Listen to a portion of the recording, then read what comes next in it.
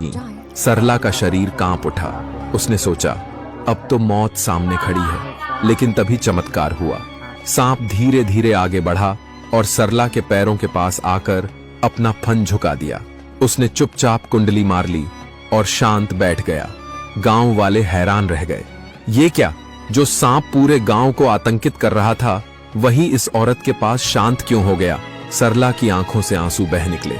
उसके दिल में एक पुरानी याद जाग उठी। उसे याद आया कि बचपन में उसने खेतों के किनारे एक छोटे से घायल सांप को दूध पिलाया था। वह सांप उसके आंगन में खेला करता था। वह उसे बच्चा समझकर दुलार करती, गोद में उठाती।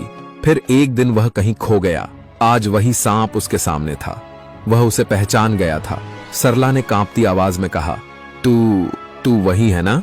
सांप की आंखें चमक उठीं, मानो उसने अपने बचपन की मां को पहचान लिया हो। गांव वाले दूर से फुसफुसाने लगे, ये कोई साधारण बात नहीं, जरूर पिछले जन्म का रिश्ता है। उस दिन से सांप ने सरला का साथ नहीं छोड़ा।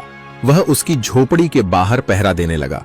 जब सरला खेत से लौटती तो दरवाजे पर इंतजार करता। अगर कोई अजनबी पास आता तो फुफकार मारकर भगा देता। सरला अब अकेली नहीं रही।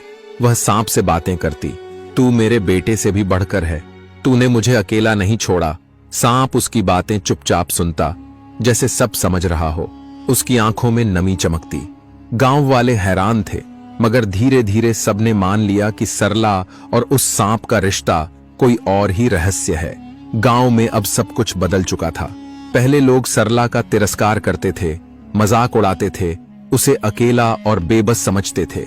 लेकिन अब लोग उसकी झोपड़ी के पास जाते हुए भी डरते। वजह साफ थी, वह विशाल सांप।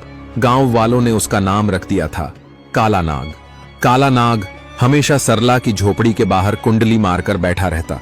अगर कोई बच्चा भी झोपड़ी के पास पहुंचता तो उसकी फुफकार से लोग भाग खड़े होते। मगर सरला के लिए वही नाग बिल्कुल शांत रहता। जैसे ही सरला खेत से लौटती, काला नाग उसका रास्ता देख रहा होता। कभी वह झोपड़ी के दरवाजे पर उसके पैरों से लिपट जाता, कभी सिर झुकाकर उसके पैरों को छू लेता।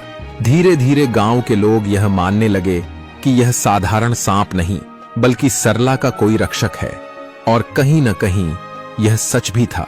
सरला जब खेतों में काम करने जाती तो गांव की औरतें कहती, देखो देखो वही बुढ़िया आ रही है, इसे कोई छेड़ना मत, पता नहीं कब उसका नाग यहां भी आ जाए। पहले जो लोग उसे दुत्कारते थे वही अब उससे दूर दूर रहते।